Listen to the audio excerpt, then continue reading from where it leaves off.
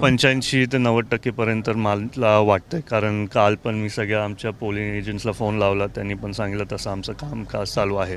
Record break मताने निवडून येतील आशा आहे आमची, तर त्याच्याबद्दल मी आता काय नाही सांगू शकत. आपण 4 तारखेला बघूया.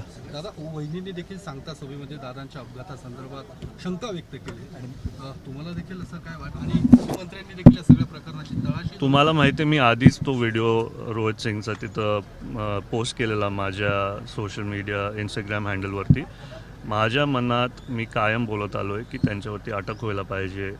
जरी माझी प्रेस कॉन्फरन्स पुढे ढकलली गेली, अजून माझ्या मनात तीच आशा आहे. तर तपास यंत्रणा ज्या पद्धतीने तपास करतात त्यावर देखील रोहित पवार सातत्याने संशय व्यक्त करतात. ज्या पद्धतीने तपास होणं गरजेचं आहे तसं होता नाही सर, तुम्हाला देखील. हो, मला माहिती आहे. ते बोलले की मी थांबायला पाहिजे फायनल अहवाल येण्यापर्यंत, पण त्याला वर्ष लागतात, ते पण त्यांनी सांगितलं. मला पण ते माहिती आहे. पण आम्ही आमच्या वतीने तिथं तपास यंत्रणांना सांगतोय, सूचना देतोय की लवकरात लवकर आम्हाला तो अहवाल द्यावा.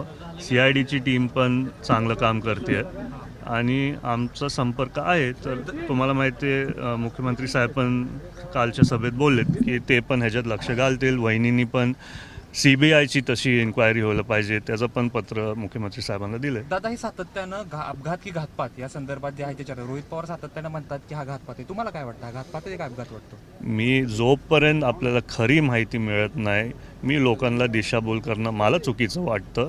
आपण नक्कीच थांबूया जोपर्यंत सगळी कारवाई व्यवस्थित होती, सगळेच तपास यंत्रणा त्यांच्या वतीने व्यवस्थित काम करतायत. CIDच्या टीमशी मी स्वतः आजपर्यंत बोलतोय, मी पण त्यांच्याबरोबर चर्चा केली.